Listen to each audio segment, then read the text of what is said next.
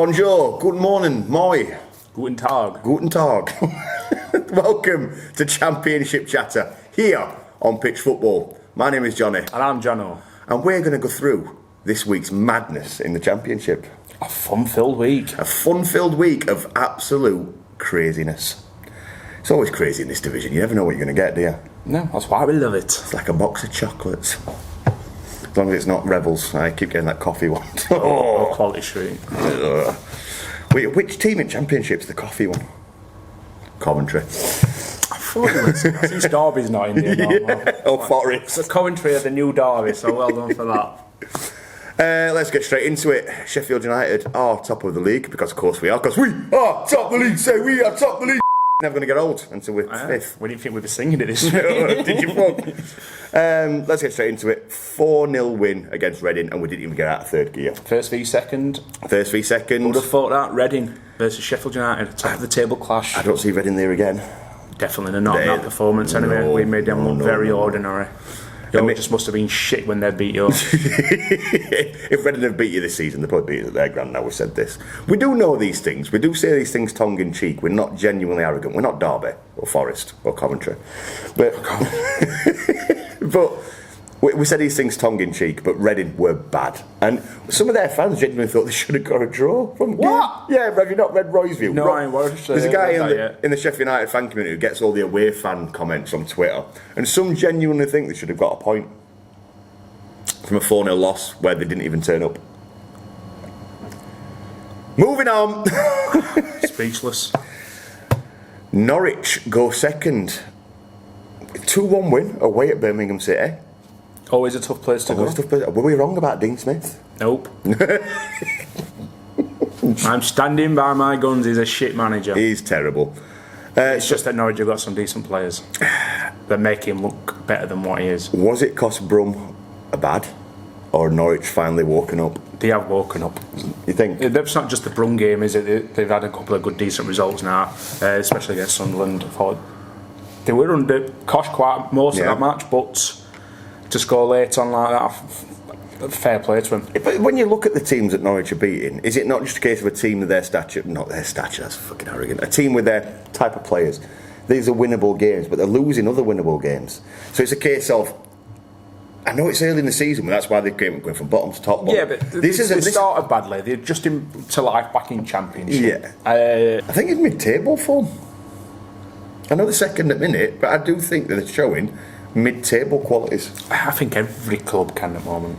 True, very true. There's nobody going to run away with it this season, and I think there's going to be a lot of changes in them top 2, top 6. Yeah, very possibly. But when you look at how Norwich play, the style of football under Mr. Dean Smith, if he stays, I see him as a mid-table team. Really do. I hope you're right. QPR smashed Hull 3-1. So they're another team started really badly. They've had a couple of good results now. Yeah. Just love the Championship, don't we? Yeah. The Premier League has been so predictable this year. Forest losing 5-0 last night. They conceded more in 70 minutes against Man City than we did in 2 seasons at Premier League. But dying your stats and smoky. Hi Des. But yeah, brilliant stuff for QPR there. Absolutely putting Hull to the sword. The League of Nations. They're showing that it's not all about who you bring in, it's about how you put a squad together. And you can bring in big name after big, well, not big name. You can bring in long names. You can bring in long name after long name. If you don't gel a squad together, you run a very big risk of leaving it too late to really put anything successful together. Next season could be a different story once they've bedded in. But as it stands at the moment, they're not gelling particularly well. They've got a few players that are standing out, but the rest of them are just there. Yeah. Coventry have finally played a game. And lost.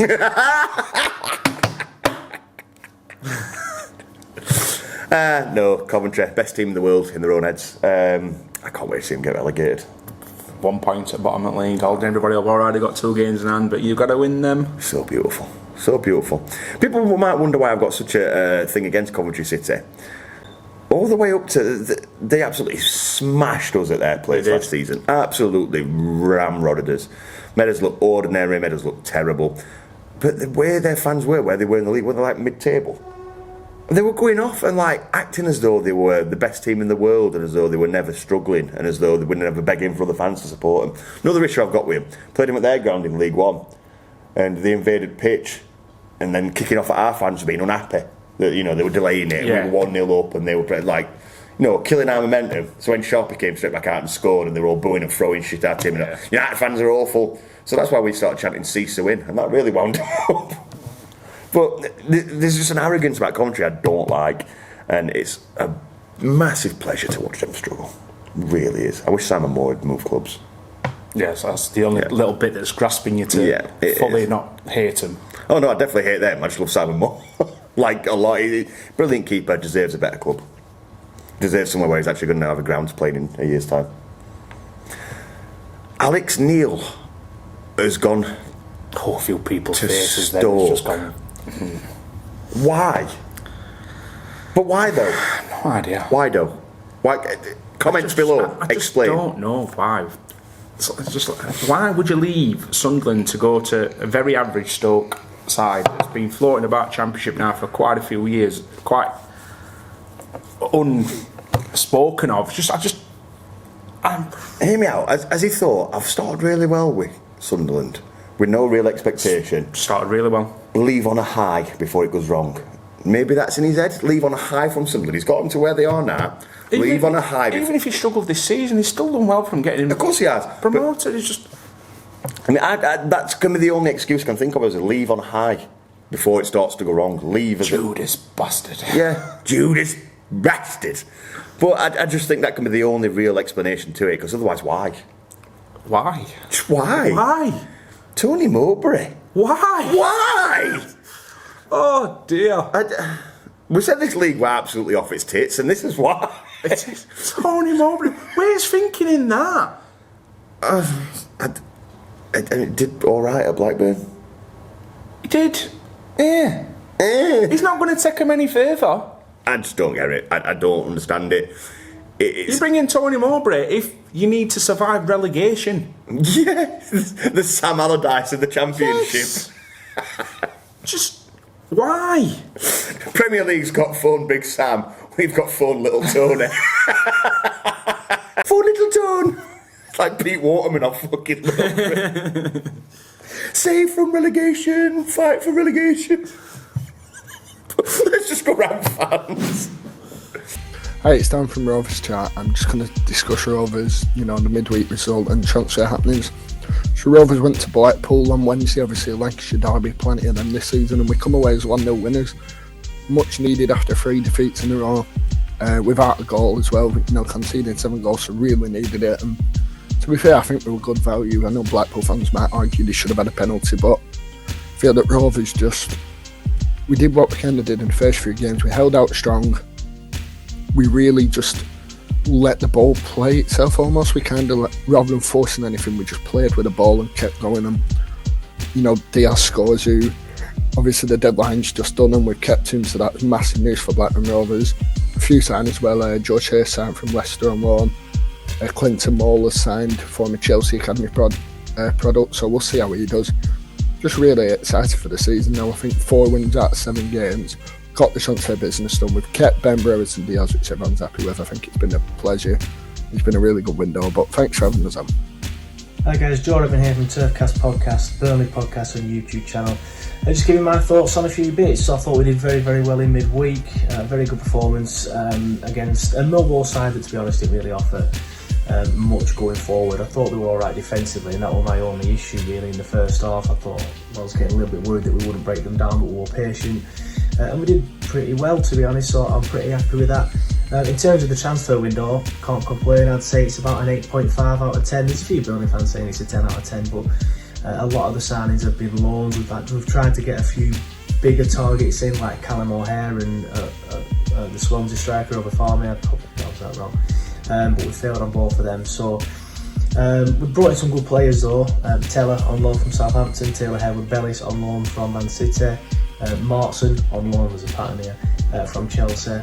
Signed some good players as well. Muric from Man City, Vitinho is a Brazilian lad, he's class, and a few others as well. So very happy with the transfer window, and so far so good for me. It's 7 games in. We're third. I don't really pay attention to the league table until about 15 games in, to be honest, but it's a good position to be in. And I thought we'd start slowly, and I think if you look at some of the early results in the season, I think that was a little bit evident, going on to Luton and Hull and things like that. No disrespect to them, but for a team going out from the Premier League, you've got to be winning your home games, especially if you want to go back up. But we've kicked on. Well, we seem to have kicked on. We've got a few tough games coming up though, so we'll see where we are in about another 5 games. But like I said, hopefully we're still there or thereabouts when the table starts taking shape after 15 games. So it didn't quite go to plan in midweek, did it? A 2-0 defeat at Burnley. I mean, played well for long stages in that, especially defensively, but not a lot in that outgoing or that attacking output, to be honest. Lots of improvement needed in that area. I think Gary Rowett recognises that, and it's needed badly. It was good to see the likes of Tom Bradshaw trying to create stuff, but it's very difficult when you're not getting a lot of service. But that was the case against Reading. But the defensive output was a lot better for Millwall. They looked a lot more organised, but conceded 2 really poor goals. The first one, again, no one marking at the back post after a flick on.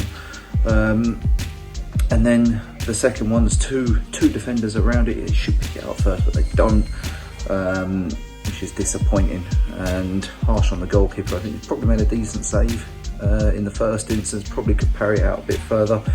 Transfer dealings, it's been a good window for Millwall, really, isn't it? They brought in some good players, possibly one still to come in tonight as we await the deadline. Callum Styles, we believe that will happen. But here, let's see if that comes off. And then going into the weekend against Cardiff, there's no reason to not be confident at the Den. A decent record at the Den. Cardiff come to town. A lot of new signings have come into Cardiff. It's going to take them a while to gel. We've seen that so far. But we're confident. We are confident going in to Saturday against Cardiff at the Den. Hi guys, it's Ant from the Hull and Back podcast. The upcoming game against Hull and Sheffield United is going to be a very interesting one. Our home form has been very good this season. We won 3 out of 3. It's our away form that's concerning, but we're suffering with a lot of injuries at the minute. We're really down to the bare bones in terms of who can play, so the starting 11 pretty much picks itself. Very bad performance against QPR last time out, but like I said, we're back at home, so hopefully the performances pick up again. The fans are back in the stadium, the mood's lifted a bit. I think the players are responding to that. Ozan Tufan is back in contention to start. He's been key to us this season. We've really missed him whilst he's been out. We've just signed Pelkas, Xavier Simmons and Adama Traore, not the Spanish one, the midfielder, but he's injured, so he won't be playing. But Pelkas and Simmons are in contention to start. We seem to be leaking a lot of goals, but we also score goals too, so it could be an entertaining one. I think United have got too much for us. I'm going for a 3-2 Sheffield United win. 4 words. Thank God for that. The transfer window is open, and for Watford it was a pretty quiet one, but for me as a Watford supporter, I'm happy with that because it means there's no major outgoings. Ismail Assar and João Pedro, circa 60 million quid's worth of attacking talent, are still at the club. Absolutely incredible really that a Championship side have got those 2 players at their disposal. So fair play to Watford for hanging on to them. Pretty incredible really, and it bodes well for the rest of our Championship season. I think there will be some complaints and gripes that a right wing back wasn't brought in. Gino Pozzo, the Watford owner, he has got a bit of an Achilles heel for defensive recruits. He's really, really good at picking up attacking flair, if you like, but seems to have a bit of a blind spot when it comes to bolstering the defence, and many argue that a right wing back was necessary for Rob Edwards to play his desired style. That hasn't really happened. We've got Jeremy Ngakia to come back, and it's going to be down to him, I think, to try and fill that berth. On the pitch, it's been a decent week for Watford. It looked like being a really tough one actually at one stage. They started the game on Tuesday against Middlesbrough really badly, and it looked like we might be headed for 3 defeats in a week, but Watford really did well to turn that game around, and whilst I'm not sure they deserve to win the game, and ironically enough, having talked about the attacking talent that Watford do have, they struggled really to create much. But what they did do is when they moved Hassan Kamara, who is a left-sided player, onto the left, he had been playing on the right, and brought Courtney House in on centre-back. He came on as a late sub, someone that we did sign in the transfer window. Watford sort of started to click into shape a little bit. So as that Middlesbrough game wore on, it wasn't a vintage Watford performance. It was the 100th celebration, 100th year of Watford being at Vicarage Road. So nice that we won. But as that game went on, they did start to look like a team. They did start to look like they had a bit of shape, a bit of pattern to their play, and I left there with a little bit more confidence than I've had in previous weeks. So the transfer window's done. We've still got Ismail Assar, we've still got João Pedro, we've brought in Courtney Howes, we've also brought in Keenan Davis to bolster those attacking options. We might be a little bit light on that right side of defence, and perhaps another midfielder would have been nice. We've got Imran Luz to come back from injury, but if we do get suspensions or injuries, we may well be light in midfield. There's going to be complaints, but overall I think Watford look well equipped to take on the Championship. It's going to be really, really difficult. Of course, Rotherham away on Saturday, never an easy place to go. I'm crowbarring in the cliches, but it's late on a what is it, Thursday night, so you'll have to let me off. But yeah, transfer window's done. Watford know what we've got to deal with now, so I'm happy about that. On we go. Come on, you Goldens. Do you know what everybody loves, Jonno? A bit of foreplay. Oh, that, yeah. Oh, yes. A bit of foreplay. Let's jump into 4 big games we've got coming up, and let's make our predictions. We want to hear your predictions. If you've not done already, get on the app, make your predictions. Premier League, Championship. Yeah, you can don't make have to be these 4. You can pick any games you want and get to the top of that leaderboard. Also, leave it in the comments down here. See if you can beat us with our predictions. Let us know if you think we're miles off the mark. Challenge Jonny and Jonno. Challenge Jonny and Jonno. For that, shouldn't they? Should have a little, they should have a little beat this person Like on challenge foreplay. Jeff. Challenge Jeff. My name is Jeff. My name is Tony. Little Tony. Little Tony. First off, Norwich, mid-table fodder that are now in second, versus the best team in the world in their own heads, Coventry City. I'm going to start this. It's going to be 6-0 to Norwich. Maybe not 6-0, but Norwich win. Norwich win straight off. Not even worth talking about. Rotherham, who finally had their first loss to, were it Sunderland?